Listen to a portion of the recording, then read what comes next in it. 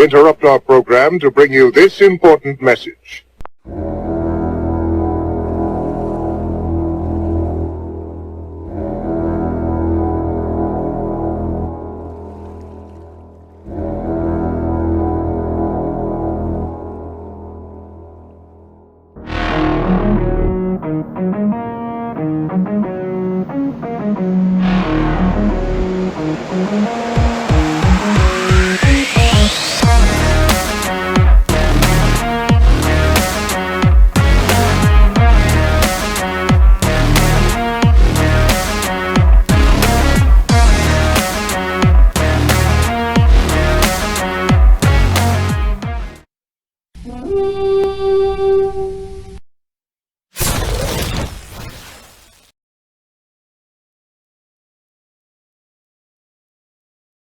Hey, everybody. Welcome to episode 27 of Vikings Uncensored.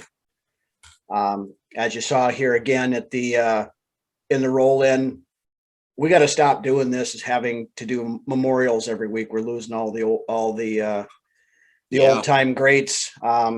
Week before we lost one of the true Viking greats, and now this week we lost one of his running mates, tackle Steve Reilly. Wasn't able to find any real highlight plays from Steve, but just a little background.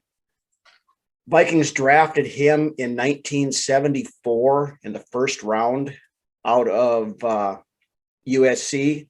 When he was at USC, he was part of that 1972 undefeated team, right? And also played in the 73 Rose Bowl where USC beat Ted Glover's Ohio State Buckeyes to win the national championship. With the Vikings, he played 11 seasons from 74 to 84. It's a stalwart.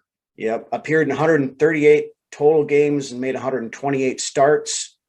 And, of course, played in the on the 1974 and 1976 NFC championship teams, playing in Super Bowl 9 and 11.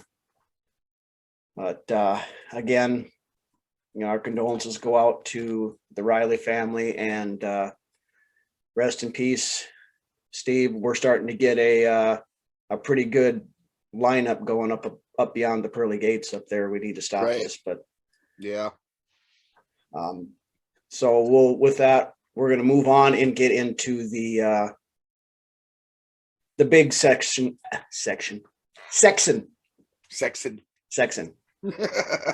We're going to move into our recap of the heartbreaking loss down in Arizona on Sunday. And of course, show of this week, as always, brought to you by Boulder Tap House, with 10 locations in Vikings country, Minnesota, and Iowa. There's probably one near you someplace. And try out their food. Their burgers are awesome. The cheese curds are awesome. Craft burgers, craft beer, and an atmosphere the whole family will love. Check them out. And thank you again for sponsoring the show. But again, not much news to go through, so we're going to roll right into the recap, where the Minnesota Vikings lose in heartbreaking but predictable fashion by a point on a 37-yard missed field goal. Andrew DePaula is the snapper.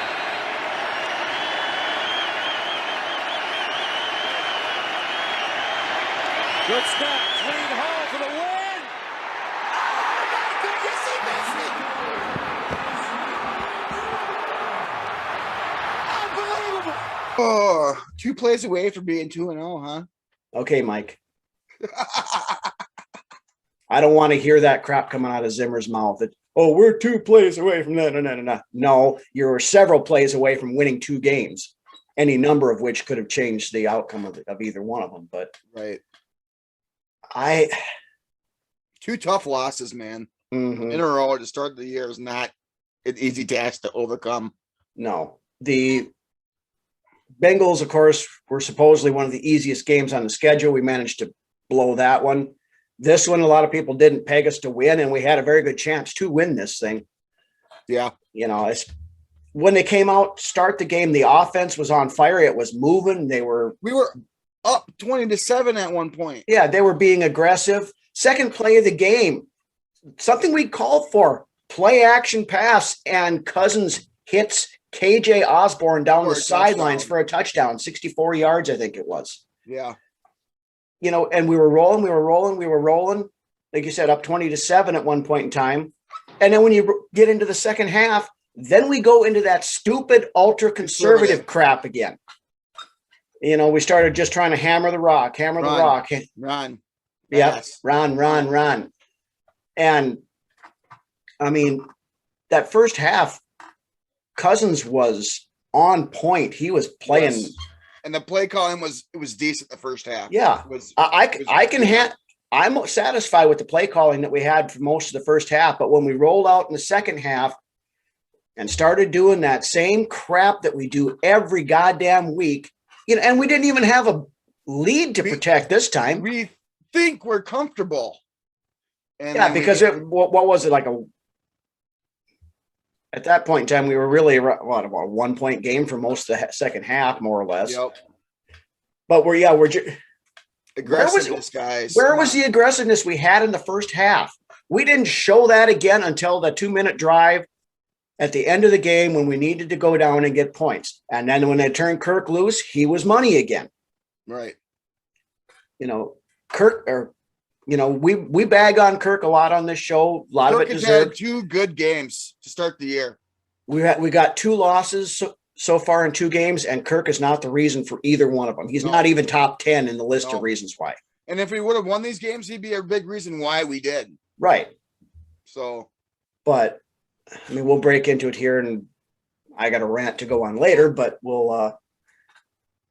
as we mentioned, to start off with the second play of the game with KJ Osborne, I think we've officially found our third wide receiver. Yeah. That kid, the Renaissance man, has looked very, very good through 2 games so far. Yeah. And those last 2 catches he made there at the end of the game were not easy catches. Yeah. On that 2-minute drive, he was balling out pretty hard on that drive. And he's the one that got us into position to kick it. Mm-hmm. Another thing that, one of the keys that we talked about on last week's show that we needed to see was, we were all basically wetting ourselves, worried about Chandler Jones rolling up and I don't know how they did it, knocking another 5 sacks out against us. But credit to Rashad Hill, and his PFF ranking doesn't show it, but Chandler Jones had 0 sacks this weekend. Yeah. I mean, he got some pressure and stuff, but the only sack that we had was late in the game, and I forget who was credited with that, but it wasn't Jones. I think it was Jones. No, honestly. It wasn't. I remember looking it up. I forget what the guy's name was. I think it was one of the interior guys. But okay. And to Kirk's credit, in his post game, when they asked him about the offensive line, he was praising him. And he said, if the 1 sack we had was my fault, he said, I stepped up into it. Yeah. So, and that was one thing I was impressed with seeing from Kirk this week at week 2 is in his post-game press conference, he was, taking response, and he even. That's what happens when you play good, though. I mean, right. You can, yeah. But, he was said, that's on me. That was my fault. The line did a great job, proud of the guys, that kind of stuff. So, Kirk is having a good year so far, but it's not translating to wins, which, whatever, but still. Right. These last 2 games, Kirk has, earned his paycheck. Mm-hmm. So. But on the offensive line, again, I mentioned PFF rankings. Ezra Cleveland had an 84.2. Wow. Yeah, he looked good. He did really well.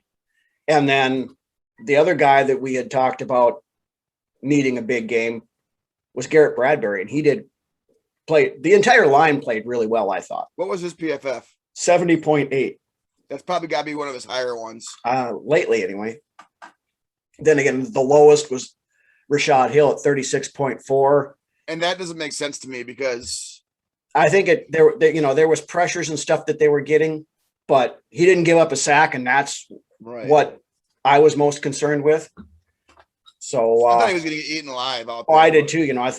And I thought we were going to have to be chipping him, and we did have some help on there. I know my boy Ben Ellefson was in as a blocker a few times and things like that.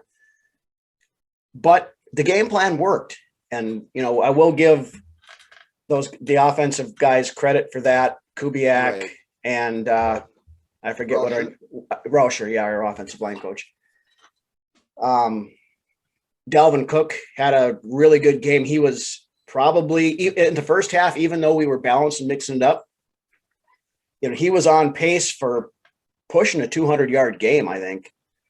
That's how, you don't have to run it every play. No. Exactly, right. He was cracking off 8, 9, 10, 12 yards of run, it seemed like. Those holes that offensive line were opening, you could drive trucks through, man, for sure. They were moving people yesterday. Yep. And then, of course, in the second half, then Delvin got banged up, and at one point in time, they thought he had a concussion, so he was in the tent for a while, and then kind of tweaked an ankle or something. But he was still out there playing, but I'm sure he'll show up on the injury report this week. It seems like at that running back position, the better you play, the harder they hit you, honestly. So, but another thing with Dalvin Cook, we know he's got a history of having injury issues. And when you're force feeding the guy 25, 30 times a game, he's going to, in my opinion, makes no sense at this point. No, I mean, he's going to break down. I mean, exactly. You got to, I'm not saying he should only get 15 touches. I mean, 20. One week he might get 25. The next week, maybe he won't get more than 15. I would be happy with anywhere between 15 and 20 touches for Cook, and then giving, Madison a handful as well. Yeah. I mean, Madison, I don't understand why they don't use him more. He's a good back. That one play, pace back too. Yeah, that one play he was in there. I know we mentioned it when we were talking back and forth during the game. He did that hurdle thing, and I said this last year, and I'm going to say it again this year. He needs to stop that, or he's going to get himself hurt. Exactly what you said last year too. At the same time. But anyway, that's kind of the offensive wrap-up side of things. So now we'll roll over to the defense. And here we go. For all the money and giving Zimmer everybody that he wanted, this defense isn't any better than it was last year. Nah. We gave up 400 yards passing to Kyler Murray. I mean, Kirk Cousins actually outran him on the ground because Kirk had that 130-yard run. Right. But the problem with Murray is all of his scrambling was done back behind the line of scrimmage. We did nothing to contain him all day long. I got to give it to Murray, though, to be able to turn your back to the play as it's going and then be able to turn it around and make a play. It's impressive. Oh, he's turning into a hell of a quarterback. I'm not going to argue that one point. But when you can turn your back to the developing play that's, supposed to be in front of you, and then you could turn your back for a little bit to get around and make space for yourself, and then complete a pass downfield, that is impressive. Yeah. So. But I think, we'll go through the good side here first before we dive too much into that bad stuff. Top performers, Danielle Hunter did get to Kyler Murray 3 times. Yep. And beyond, big players make big plays at big times in the game. Beyond the 3 sacks, he also had 7 pressures. So he was in the quarterback's face like 10 times. I've seen Hunter in the backfield almost all day, literally chasing Kyler Murray. Yep. So I think any fears that we had about Hunter not being back at 100% after his neck thing are gone. I'm looking forward to when we play a more pocket passer to see how he comes through.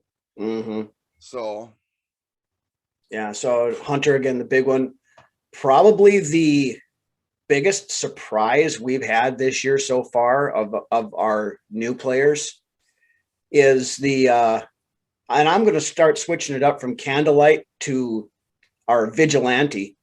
Ooh, nice. Nick Vigil has played really well in the 2 games. He had a pick 6 this weekend. Yeah. A throw that Kyler Murray really had no business throwing. He was just kind of sitting there floating in the zone. Vigil had to reach out and snag that. Yep. And then for Kyler Murray. Vigil down the sideline, still on the move, touchdown Vikings! Woo!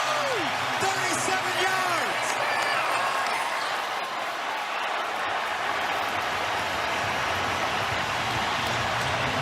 not only that, he had to get past Rondale Moore to get it back in there. Yep. Which is no easy feat. So Vigil had and he played well all day long. I mean, honestly, I don't think we're missing Anthony Barr all the way Vigil's playing. He's going to have to play his way. I mean, Barr's going to have to earn his way back in that starting lineup. Unless he's not, because he's Zimmer's guy and he'll get his starting spot back. I was getting there. Yeah. The Vigil other to me reminds me, he is like if Lieber and Greenway had a love child together, in my opinion. It's got to be that Uncle Rico mustache he's got. Right. But yeah, he reminds me a lot of Lieber mixed with a little bit of Greenway. You know what I mean? So I like it. Yeah, I'm pleasantly surprised with how, we figured he was just going to be another guy third down, like a Ben Gideon type guy when he came in here, but he's making a case to he's no stick Ben around. Gideon, that's for sure. He's making a case to stick around here after this year. Yep. Then also the new day, Xavier Woods had a interception. Kyler Murray on 2nd and 9. Everything he's done has ended up pretty darn well, except for 2 throws. The pick six, and then this one. Xavier Woods picks him off. Kyler didn't see him coming over. Thought he could get away with one. He couldn't. Which, in all reality, probably shouldn't have counted because Stephen Weatherly had his hand in Kyler Murray's face mask when he threw that. These fucking 2000 rules, man, for sure. That was little swat. It's a hand to the face, though, and we've seen that called a lot of times. Just like with Rashad Hill last week, but his helmet was getting flipped off his head. Right. So, I mean, and, for everybody who complained about the officiating not giving Dalvin Cook the ball last week when he should have, we're going to be fair on this. That probably, the way the rules are nowadays, that probably should have been a penalty by Stephen Weatherly. But his hand was on his face mask. Right. So this is also why we don't. But not every penalty gets called, though, either. No. But this is what I'm saying. This is why we don't blame the officiating for losses, because they do even out over the course of the season. It just, the more egregious ones that quote unquote cost us a game are the ones people remember, and they don't remember ones like this. That where it goes in our favor. Yeah. Beyond that, Weatherly, I think, had himself a better game. He had, I think, 5 pressures. He was being disruptive, and he was in the right spot a lot of the time. So yeah, he had a lot better game. He had a better game, Did he even play week 1, honestly? So I don't remember even seeing him out there. Yeah, he was, but he was ineffective. Yep. Now this week, yeah, you knew he was out there. You seen him in the mix. Mm-hmm. So that was good to see. Yep. But beyond that, now we got a lot more that we need to talk about on the bad side of things with this defense. The back end, man. Yeah. Now I know everybody's saying that Patrick Peterson didn't have a very good game. What I was seeing on it is that he was busted pretty coverage in the back end. Well, that one to Rondale Moore at the end of the half that I don't know whose that was supposed to be, if he was supposed to be a safety, but either way, he was wide open. Right. But Patrick Peterson was pretty much tied to DeAndre Hopkins all day long. And Hopkins, I don't think, had a catch after the first quarter. No, they shut him down. Unfortunately, I did see Mac on him a couple of times. Yeah. But unfortunately, we shut DeAndre Hopkins down, and then we got burned by Christian Kirk, the rotting corpse of AJ Green, and Rondale Moore. The rotting corpse of AJ Green. Well, shit. He does not look the same now that he's not. I mean, he's battled injuries over his career and stuff. He's not the player he was, but for one day, of course, now we're going to go over to the other cornerback spot. Oh my God. And this is probably our worst free agent pickup this year, Bashaud Breeland is awful. Looked decent against Denver in the preseason, that one game. Yep. And beyond that, that's been it. That's been it. Yeah. And I here again take PFF on cornerbacks and stuff with a grain of salt, but there's 99 cornerbacks that have played enough to be ranked. Just take a wild guess where Breeland's at. Is he at 1? No, we're going best to worst, not worst to best. Yeah, right. I'm guessing he's got to be in the 90s. He is ranked number 99. Okay, that's what I was going to say. Bashaud Breeland is the worst ranked cornerback in the league for PFF. And like I said, grain of salt there, but just from the eye test, he has been awful. Yeah, it has not been good. Now, one thing I heard Judd Zolgad talking about yesterday when I was watching their show is that Breeland is more of a zone corner, and we've been forcing him to play a lot of man. So that's, probably that doesn't work part of it. Well. No, but it was, and of course, then, Breeland pulls his Xavier Rhodes thing and comes up hurt a couple times again after he got burned last week. But it got to the point in the fourth quarter where Cam Dantzler came in and played, and right. Dantzler played pretty well. He did. So I would look to see Dantzler get that starting job back this week. He should. Well, he should. And, if he doesn't, then again, Zimmer needs his head examined, which I'm going to get into here in a second too. But a couple other things, the run defense for everything that we put into that to make it better isn't any better. I mean, now I think they played a little bit better this week. Well, but the thing of it, but they were still cracking off 5-6 yards of run, and they didn't run very much because they're not a running team. They're that air raid offense that Kingsbury brought out of college. So they didn't have to run because they were throwing it all over the yard. Yeah. But Delvin Tomlinson is another one that I haven't heard his name mentioned in either of the first 2 games. I don't get. Yeah. From the guy, he can rush from the 3-tech, he can rush from the nose, he can out flip out and play end. Right now, it doesn't look like he's doing much of anything except he might be clogging up the inside a little bit. Right. Where his name doesn't get called, but he hasn't made any splash plays. Not yet. I'm willing to. If we get to week 4 and week 5 and it's the same shit that we're seeing in week 1 and week 2, then I'm going to start ragging on the guy a little bit more. Yeah. And like I said, I'm not calling for him to be benched or anything. I'm just saying, right. For you're hoping to see a little bit more out of the guy to start the season. Right. For supposedly being our premier defensive signing. Right. He hasn't done much yet. Yep. Then I guess we'll quickly touch on the special teams. We don't need to get into the whole Greg Joseph thing. We all know what happened. No, right. But when he missed that PAT early in the game, first thought that went through my mind is this is going to come back to bite us later. I thought about that too, but I was like, nah, we're doing so good right now. We're 27 that there's no way that extra point's going to hurt us at the end of the game. I knew it was going to. It just had that bad feeling in my gut. Feeling, but I was like, no, there's no way. We're up 20-7. So, but yeah, we ended up losing 33-34. So, yeah. And then fucking Prater hitting a 62-yarder. Yeah. Prater's like my age damn near, and he's still kicking 62-yard field goals. I don't think he's not my age, but I think he's got to be pushing 40, isn't he? He's got to be getting pretty close to that. Yeah. I mean, go fucking figure, man. Mm-hmm. There again. And okay, we'll get into that again here in a second. We'll use that but Barry had another pretty good game punting. Yeah. He's looking at right now, one of the best punters in the league. Mm-hmm. He booms those things, and he's got the hang time to get up there. And I know that one when we put him way back, I forget who it was that had the flew in there and Boyd.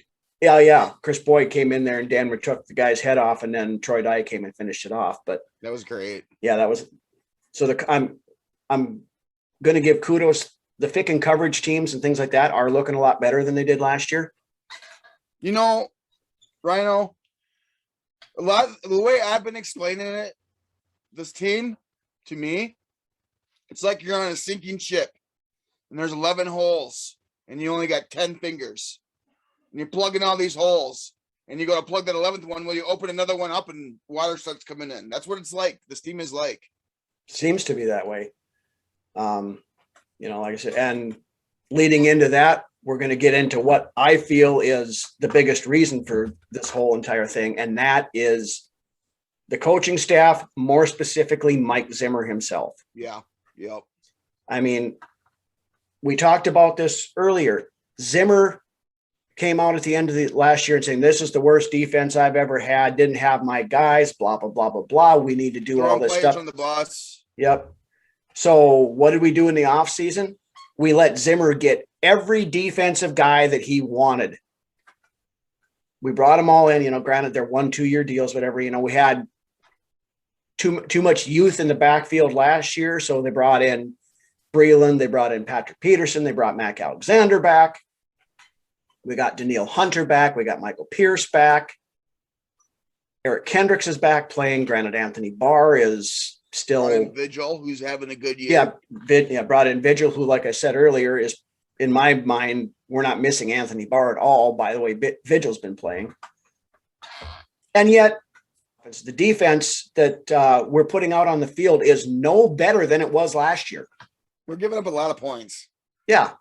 I think I forget what I saw graphic, the point differential, I think we're only within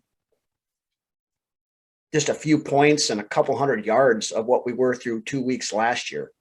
Yeah. And, a big difference there. We played Aaron Rodgers and the Packers week 1 last year. We played Cincinnati with a second-year quarterback who was just coming back off a major knee surgery. Who Chicago just beat. Yeah. With both quarterback. I mean, Andy Dalton went out with a knee injury, and they didn't – the Bears offense didn't look good, but they still won, mainly because I think their defense had like 3 interceptions or 4 interceptions, something like that. And I think Chicago was at home too. Yeah, it was. But regardless, some of the decisions Zimmer is doing is just maddening. We talked about it earlier with the being aggressive in the first half on offense. And then when we roll out in the second half, we go into that conservative shell that Zimmer loves to do anytime we have a lead or it's even close. Arizona attacked us all game. Yep. And that was a thing too. Arizona made adjustments at halftime and to come out. We didn't. And I've said this a couple of times over the last year or so. Mike Zimmer is becoming the defensive version of Brad Childress. He's got his kick-ass defense that it's square peg, round hole. We don't adjust anything to fit the strengths of the players that we have. God damn it, you're on Mike Zimmer's defense. You're going to run it the way Mike Zimmer wants the damn thing run, and that's the way it is. And if it's not, then I'm throwing you under the freaking bus because we need to play better. How about this, Mike? You need to coach better. Yeah. Yeah. 2 minute. Get your shit together. The 2 minute drill and the 2.4 minute, but 2 minute. The first half, we go kick that field goal to go up on Arizona again. What does Mike do? Let's call a squib kick that they field at the 35-yard line. Gives them 20 yards. Granted, Matt Prater kicked a 62-yard field goal, which most kickers aren't going to do. You kick that ball out the back of the end zone and make them go 50 yards to kick a field goal. This kick-ass defense is about as good as Childress's kick-ass offense minus Brett Favre. Exactly, and that's what I was getting at. He refuses to change with the times. He's so set in his mind that his defense is so elite when it's run properly. It's just everybody else's fault because they're too stupid to run the stuff properly. And then the second, the big one, and I still maintain this is why we lost. Granted, a kicker should make a 37-yard field goal in the NFL. But when KJ Osborne caught that pass that got us down there, there was 40 seconds on the clock when he hit the ground. And we had a timeout in our pocket yet. Yeah. There's no reason why you don't try to run another play or two. If you don't get it, then you kick the field goal from where you're at. But even Kirk came in and said in his presser after the game, you need to be greedy at that point. You need to get as many yards as you can to make things easier on the guy coming in. You kind of know where you want to get to, but every yard is precious. And I think you still want to get as many as you can, be greedy and get all you can so that, you're not asking too much of somebody. Kirk, you're making sense this year. Yeah. I'm liking it. I know that impressed me. 4 years a little late, but better now than never. Better late than never. But, looking back on, and I've been in Twitter fights about this ever since the game, people trying to defend Zimmer on this and that, we had a fumble last week. And if you're worried about the fact that you had a fumble last week, and this rolls into it again, we've talked about it. Drew and Ted talk about it a lot.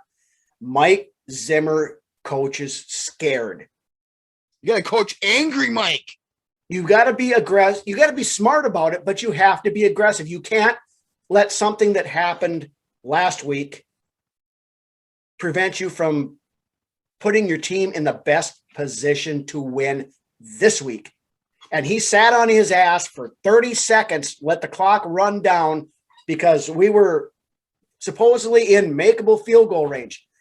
We are the Minnesota Vikings. There is no such thing as easy field goal range. If there's ever a fan that ever feels like they're getting excited because they're going to win just to have the tablecloth pulled out from underneath them, that'd be us. Oh, yeah. Every fucking time.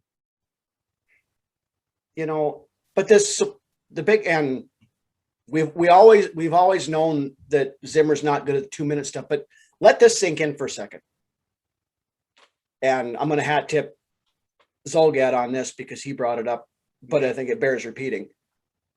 Mike Zimmer in that situation trusted a Minnesota Vikings kicker more than he trusted his offensive coordinator, more than he trusted his $31 million franchise quarterback, and more than he trusted the best running back in the NFL. Let that sink in.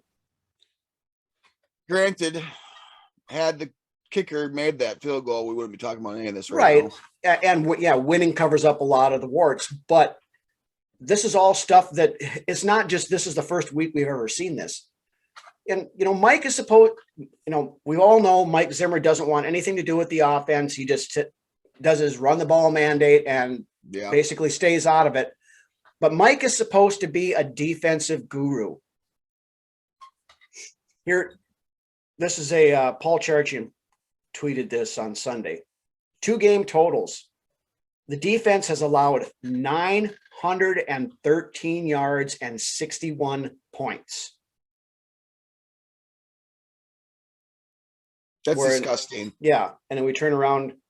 Kirk Cousins, on the other hand, has thrown for 595 yards, 5 touchdowns, 0 interceptions, and has put his team in position to where we should have won both games. Kirk is coming out hot this year. Mm-hmm. Night and day from last year. Yep. But here's another little, as Drew would call it, tasty tidbit. Before Sunday, teams that had a pick six, 3+ passing touchdowns, 175+ rushing yards in a game were 78-1 through NFL history, all the way back. And guess what? 78-2. 78-2 now. Mike Zimmer, you were supposed to be a defensive guru. What happens when the defense isn't any good anymore? It hasn't been any good for a couple of years, like the whole Office Space thing. So what exactly is it that you do here? What would you say you do here? Well, look, I already told you. I deal with the goddamn customers so the engineers don't have to. I have people skills. I am good at dealing with people. Can't you understand it? What the hell is wrong with you people? Right. So, I'm going to wrap up my Zimmer rant because I just get more and more pissed off about this, but things happen the way they are. Zimmer doesn't survive the season, and if he does, the management and everything in this team is dumber than I think they are. You know what? Honestly, the easy way out of this game is to blame the kicker. It is. A lot of the fans are doing that. Just the same way the easy way out last week was blaming the refs for not overturning that Dalvin Cook. This all, and I've said this since the season started, since our first loss, second loss now, these two losses sit squarely on Zimmer's shoulders. Absolutely, they do. And if things continue the way, I mean, you know, we're 0-2. We both picked these first two games as games that we should have won. We should have been sitting at 2-0 right now. Yeah. As you brought up last week, now we're going to have to away, man. 2 plays away. Yeah, 2 plays away. Only 2 plays away. Now we're going to have to steal a couple of games that we don't really have any business winning or that we shouldn't win, just to make up for the 2 that we lost. This 3 home game stand, we need all 3 of these wins. Yeah, and we'll get into that when we get down to the picks and prognostications. We need to flip the ship around. Yep. But yeah, with that, I'm gonna mutiny. I'm gonna jump off my Zimmer soapbox right now because we could have a 45-minute show just going through all the issues I have with the coaching staff. So with that, we're gonna move on to our weekly awards segment. So we'll start off, as we always do, with the Badass of the Week awards. Who is that guy? Whoever he is one tough badass. Who do you have? Let you take this first this time. You gonna let me take it first this time? Yep. All righty. Yep. So for my Badass of the Week this week, and this may come as a shock to some people, I'm taking Kirk Cousins. Nice. Kirk, you know, and one of the things, you know, with Kirk, everybody's all talking about his stats. He only threw for, I think it was right around 200 yards or something like that. Efficient, though. He was efficient. He was getting out of the pocket. He was moving. He took off and run. He had a 30-yard run. Yeah, that was, what we want to see out of you, Kirk. It was more often, as far as like just moving the chains. Yep. Move those fucking chains. And the last 2 weeks, when it's come down to needing to get to drive to get into position to try to win the game, he's done it both weeks. He should have 2 game-winning drives this year. One of my already. concerns coming out of the preseason was being able to move the chains, and right now we've been doing that pretty consistently. And Kirk notoriously starts off slow, and he hasn't this year. He's come out firing, and he's played really well both games. And like I mentioned earlier, I also liked what I saw when he came out in his post-game press conference, praising up his offensive line, showing confidence toward Greg Joseph after the miss, things like that. And realistically, he not so subtly called Zimmer out when he said, we need to be greedy right here and we need to try to get every yard that we can. Yeah. This is the Kirk I wanted to see year 1, not year 4. Right. But if he, I'll take it in year 4 too. If he's going to keep this up.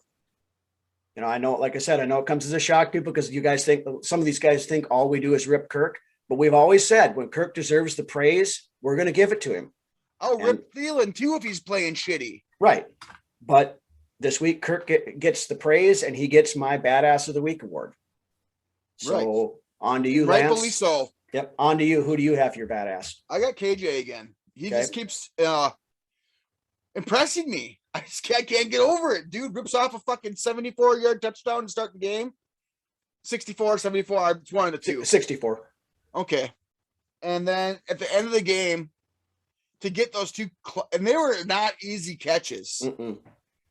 And I mean, that's it. And Jefferson dropped one. Yeah. KJ comes in, gets those two catches and puts us in a position to possibly win the game. I mean, the biggest thing I see with Osborne is he's got the trust of Kirk now, and that's big with Cousins. That's why he goes to Thielen all the time as a security blanket because he trusts him. He's building that trust with Osborne now too. So he's definitely coming in as a legit number 3. Mm-hmm. And he shows a lot of effort every time he touches the ball. So, yep. Okay, I'll let you go first for your Red Foreman Award for this week. Son, you don't have bad luck. The reason that bad things happen to you is because you're a dumbass. This was easy for me, and it'll be short because we've already discussed it. And with that being said, I'm sure you know who it is. Pretty good. I'm going back to coaching. A lot of these players are, they're playing decent. It's just this coaching, putting them in the right position. It's Zim. Zim is my Foreman award for this week. But you're supposed to set your players up for success. And a lot of these players, in my eyes, are doing decent.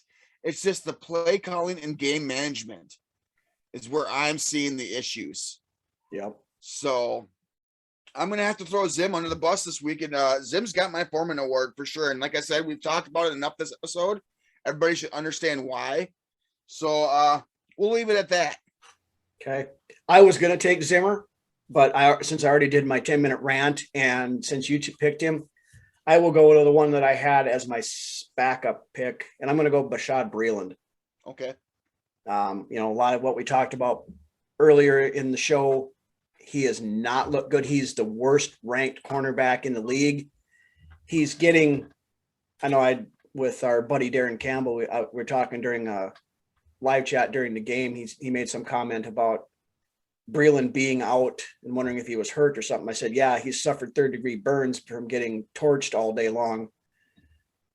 He is, like I said, and some of it might be, like I said, he's a zone corner and not a man corner. And to what you were talking about again, square peg, round hole, Zimmer trying to force him to play the Zimmer system and not to his strengths. But come on, dude, when you're the worst rated cornerback in the league and you've been starting, you get the red award this week from me. He needs to get yanked sooner than later. Like I mentioned earlier in the game too, if Cam Dantzler's not starting over him this week, there's a problem. Even Boyd. Yeah. But I mean, our move Mac out to the outside. He could play outside too. I'd rather keep Mac inside and put Dantzler or Boyd out there. But it needs to get figured out. Right. But with Cam Dantzler, we said he needed to pull his head out of his ass and start playing. He did that when he came in on Sunday. He had a hell of a play in the end zone there. Broke up that big time potential touchdown pass. Yep. And that was refreshing. Yeah. Refreshing to see. And that's the Cam Dantzler that we saw quite a bit at the end of last year. Yep. And I think with the way he played when he came in, he deserves to start this week over Breeland. Yeah. Yep. So, but with that, we'll move on to the fantasy football challenge wrap up. Now, you win some, you lose some, huh? Yeah. First off, the head-to-head between Lance and I. Lance won last week, and I get the crown this week. 108.5 to 70.45. Thank you. But here again, we also have the challenge between Vikings Uncensored and the Vikings Report with Drew and Ted. Now, going into the Monday night game last night, we were feeling pretty good. We had like close to a 60-point lead over Drew and Ted. And then Aaron Jones happened. He had like 40 by himself. Plus they had Devontae Adams and TJ Hawkinson. So at the end of the night, Vikings Report did a furious fourth quarter comeback and beat us 200.6 to 178.95. So congrats to those guys. We're now tied up at a week apiece. So we will see how things go next week here, and we'll make our picks later on in the show. Yep. Okay, with that, we're going to move on to this week's classic beer commercial. So you guys crack one open, sit back, enjoy the commercial, and we'll be back in just a minute. You're waiting for your blind date. You're scanning the room. You've got minty fresh breath and you're oozing charm. Then it hits you. Larry?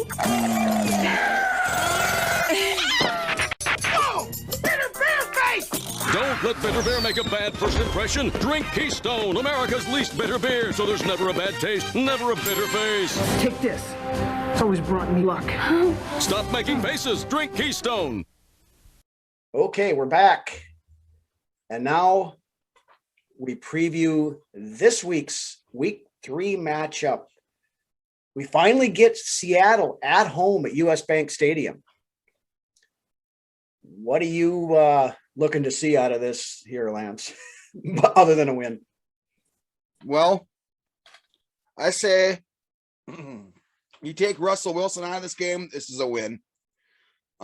That's my main concern is taking out Russell, getting in his face, causing him to feel uncomfortable.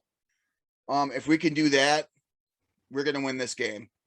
The way we played Arizona, if we play Seattle like we played Arizona, we should win the game. But I mean, any given Sunday. So yeah, I say our main concern should be to keep Russell Wilson under control, and we should come out with a win on the home opener. Yeah, I mean, of course, it all runs through Russell Wilson. We all know that. Right. Of course, with that, Mike Zimmer has never beaten Russell Wilson. Yeah. Or Pete Carroll, for that Right. matter. He's like 0-7, I think it is against And him. that defense over there in Seattle is sus, for sure. It is. That was one thing I was going to bring up here. When they played Tennessee this past week, they gave up 532 total Right. yards against the Titans, 212 yards rushing. You know what, though? Typically that happens. And then when teams like that come to play us, they just fucking Shut us dominate down. the shit Yep. out of us. Yep. And that's my concern with that is we're going to look at that and like, oh, we should run all over these guys. It In seems theory, like almost every time. Yep. The team will go and play like shit. Like we were saying, Seattle against Tennessee give up 500 something yards. This week they're going to come in and they'll give up 250. Yeah, combined. Right. But like I said, control Russell, take him out of the game, and we should walk out of this game with a win. Mm-hmm. Now, again, my concern with Russell Wilson, basically we saw young Russ last week with Kyler Murray. Mm-hmm. And Kyler Murray might even be a little bit better than Russell Wilson was when he was younger. He is impressive. That son of a bitch is impressive. You know what? And he's a Vikings fan too, or was before his NFL career. Yeah. Murray was, anyways. Mm-hmm. But the biggest thing is containing Russell Wilson. The wide receivers, again, we faced some pretty good receivers coming up against us. I mean, you got DK Metcalf, you got Tyler Lockett. So, whoever it is, if God forbid Breeland starts again, I can see a lot of problems there. Peterson, Russ, Lockett, and Metcalf out of the game, and this is ours to lose. Mm-hmm. Basically. Yeah, but we also have to look. Chris Carson's not exactly a slouch at running back. He's not. He's eating us alive. He's served us our sack lunches a few times. And with our run defense still having to prove that we actually made it better over last year, which I'm questioning that we did. Chris Carson's going to be a good test again this week, I think. And Seattle will run the ball more than Arizona did. They will. Pete Carroll's kind of got that a little bit more. We want to be balanced and run the ball kind of theory in his mind too. Except when it comes down to the last seconds of a Super Bowl and you're at the 3-yard line with beast mode in your backfield. Gotta chew that gum. So, I mean, that's, the biggest things. Seattle's defense is not what it, like we mentioned, it's not what it used to be. No longer the Legion of Boom. No, the Legion's not there anymore. Are there even any of the Legion of Boom guys left? I don't even know. I don't think so. I think Bobby Wagner's our biggest concern over there on defense. And he's a good player. So, I mean, that's something we need to watch there. I want to see the offensive line continue its progression, from week 1 to week 2. Look for all things considered, looked pretty good against Arizona. They And normally say it takes about 5 weeks to 6 weeks before you see what you actually have. Especially with us, we got an influx on defense of a lot of new guys. So it might take a few weeks to really get that engine running at full, bore. Like I said, a lot of people say you don't see your true team until about week 4, week 5, week 6-ish. So true. But with that, don't we have like 3 exhibition games before the season starts where you could knock that thing from being ready by week 5 in the regular season down to maybe week 2 or 3? Yeah, the best teams do that. Yeah, but that's true. Zimmer knows more than everybody else. We don't need to play our starters in preseason. We are 2 plays away from being 2-0, Ryan. Yes, I know. But yeah, that's the biggest things I see this week coming up. I'm scared of Metcalf and Lockett. They've beaten us a few more, Metcalf has done us dirty a couple of times. Yep. And Lockett, he's just as good. Mm-hmm. Just lots faster too, but. Yep. Now, we usually play Seattle relatively close for the most part. Came down to that. We do. Came down to that 4th down run where Alexander Madison couldn't get a half a yard last year. Our Blair Walsh, wide left. Yeah. We won't go to that one. No. Freaking kickers, man, I tell you. Especially with this team. Yeah, but we do. We play Seattle usually close. We did get our asses fucking handed to us a few years back by Seattle in the regular season. Mm-hmm. It was like 41-10. Yeah, but I think this is the first time, since 2012 they actually have been here. Yeah, it's been a while. And the last time we actually beat Seattle was Brett Favre in 2009. Yeah, I believe it. So you'd think the law of averages eventually would start to right the ship, but that's why you play him every week, because there's Russell Wilson's a hell of a quarterback too. He is, he absolutely is. And there again, thank you, Rick Spielman, for not listening to Bud Grant and others saying that Russell Wilson reminded him of Fran Tarkington and you guys should draft him. Yeah. And that's the thing. Pete Carroll was on Bud Grant's coaching staff. Bud told Pete the same thing, and they went and drafted Russell even after they gave what's his butt from the backup from the Packers, that contract, Matt Flynn. They did that in the offseason, then they drafted Russell Wilson. Russ beat him out in preseason, and then they cut Flynn right after that. And then the rest is history. And we went through our revolving door of everything else, but so yeah, you got anything else? Christian Ponder. Woo-hoo! Well, we already had Ponder when I know when Russ was drafted. That's Javarius Jackson. All right, that was before that too. I know. Sage Rosenfels. Woo! Bobby Brister. Yeah. And on and on and on and on and on. Yup. Brooks Bollinger. Yeah. Spurgeon win. All right. Oh, I just blew my load. All righty. I think moving on. We will move on before we get shut down by the FCC. No shit. For our picks and prognostication section for this week. So we will start with the prognosticate right now. Let's prognosticate the hell out of this thing right here. So starting off with the game itself, Seattle, Minnesota, US Bank Stadium, 12 o'clock on Sunday. I know where you're going to go, Lance, but take it anyway. I hate late games, so I'm glad that we're back to the early spot. I'm gonna come out with my prediction here.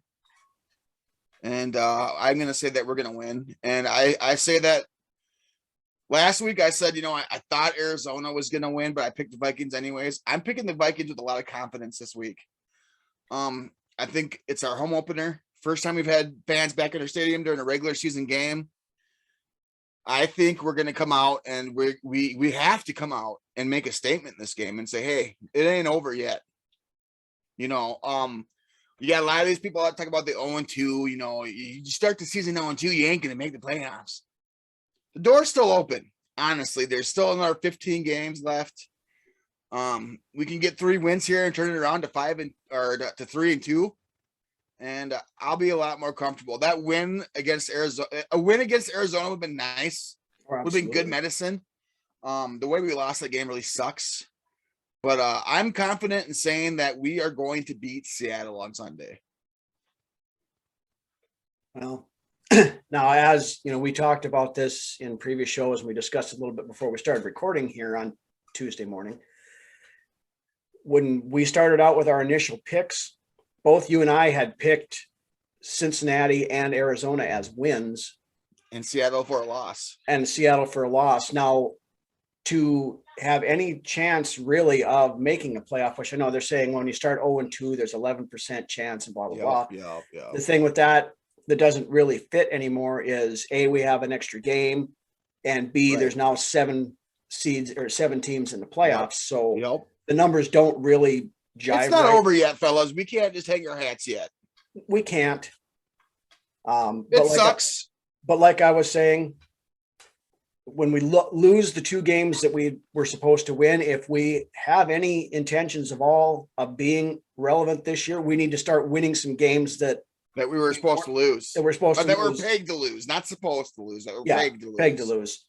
Now, you know, we should be coming in pissed off over losing this game. I know Adam Thielen talked after the game that, you know, this is getting frustrating. He said, I know the fans are getting sick of seeing this kind of stuff. We're getting sick of this kind of stuff. We need to go out and start winning some games. It's like we're Groundhog's Day. And it really it is. So now the Vikings should come in pissed off, should come in fired up. First time we've had fans at US Bank Stadium in over a year for a regular season game. Seattle could come in here pretty grouchy too because of they lost in the last seconds or whatever on a field goal to Tennessee, and like we mentioned, giving up 500 and some odd yards, things like that. I originally had this pegged as Seattle beating us. Like I said, Mike Zimmer has never beaten Russ Wilson or Pete Carroll. I still have it in my gut that we're going to find a way to lose this game. And I think it could boil down to a poor decision. My intuition this week is the complete opposite. I feel like we're going to win this game, but and like I said, it's could very well come down to something, another poor coaching decision or something like that, that's going to burn us like it always does. We keep saying things have got to turn around. If it's going to, it needs to start this week. So I'm going to go against my gut, and I will say that we do win this game. Okay. It's going to be close. We just need to keep pouring on the sugar, man. But keep pouring that sugar on, man. Don't stop. I am not going to be surprised at all to see us come out flat and get our butts handed to us. I hope that's not the case. And if it is the case, I don't think so. Then it's going to start showing that Zimmer's losing this locker room. Now he's already losing the fan base. This seat better be fucking hot right now. This week, I saw more people jump off the Zimmer bandwagon on social media than I have at any point in time in the 8 years. And rightfully so. It's about and it should be. You've still got some of the diehard Zimmer tubbies that are going to stand on and die on that hill because, with these guys, it's one way or the other. You either have Bud Grant or you have Les Steckel. There's no other options. Same thing with quarterbacks. You have Kirk Cousins or you have Christian Ponder. There's no other options. I wouldn't put Zimmer on the Steckel level because he's not. No, he's not. But like I mentioned before, when you're a defensive guru and all of a sudden your defenses aren't any good anymore, maybe the messages are getting lost. Right. But I'm not going to get back into a Zimmer rant. We did enough of that earlier. Yeah. But I will say we find a way to pull this one off. Again, it could come down. Maybe Greg Joseph redeems himself and kicks a field goal at the end of the game to win or something, Right. Get one of the, so we're not 2 plays away from being 2-0. We can get that one play and become 1-2 this week. Right. So, this team is one last thing on the Zimmer spiel. This team reminds me of the Bengals when they had Marvin Lewis. Yeah. You know, Zimmer coached for Marvin Lewis. Exactly. Years and years and years of not doing much of anything, winning during the regular season, they ain't doing shit in the playoffs. No. Mediocrity, thy name is Zim. So, all right. So with that, we'll move on to the fantasy challenge for this week. Again, we pick one quarterback, one running back, 2 wide receivers, and a tight end, and none of which can be from the Thursday night game because, of course, that game will have already been played by the time our show airs on Friday. So, and none of which can be a pick that you've already picked. Right. So if you pick a player, he's done for the season. You no longer pick him at all. Yep. We don't have bonus picks or anything like that. But all right, since I won last week, if you don't mind, I'm gonna go first then. Okay. So quarterback, he made us look silly last week, and he's playing Jacksonville this week. Ooh. So I'm taking Kyler Murray. Nice. I am going to flip that, and I am going to go with Mahomes this week. Okay, running back, who do you have? The Chiefs play the Chargers, by the way. The Chiefs play the Chargers. Okay, that sounds good. I'm going to go with Chubb. Okay. And they are playing the Bears. The Bears. All right, for my running back, I am going to take J.D. McKissick from what the football team. Yep. Against I like that. Now, for wide receiver 1, I'm going to do a double up here. I've already picked his quarterback. Okay. But I'm going to take DeAndre Hopkins also against Jacksonville. Who do you got for your wide receiver 1? Cooper. Amari Cooper. Okay. All right. So who do you got for wide receiver 2? I'm going to go with McLaurin from that Washington football team. From the football team? Okay. I had Adams down here, but I'm going to go with McLaurin. Okay. For me, I'm going to take Stephen Ridley with the Falcons against the Giants. Okay, then for tight end, you took him last week, but I'm going to take him this week. We're going to go Darren Waller versus Miami. There you go. That's a good one. That's a good pick. But who do you got for tight end? I'm going to go with Hooper. Hooper and Cooper. Woohoo. All right, so that's our picks for the week. We'll see how we do, and hopefully we can get back off the schneid. And with that is about all we've got for this week. Want to thank everybody again for tuning in and watching us, listening to us on the audio podcast. That's really starting to pick up. That's really picking up some steam, huh? It is. We're getting Thanks, guys. A lot of listens over there. So I want to thank all your friends. Everybody over there. If you like what you're seeing, even if you don't, and you want to come on and ridicule us, hit that subscribe. Really aren't everybody's cup of tea. So no, but hit that subscribe button down there in the corner and a little bell so you don't miss an episode when we come out with our new ones every week. Somewhere in it's down over there. Again, big thanks to Boulder Tap House for sponsoring us.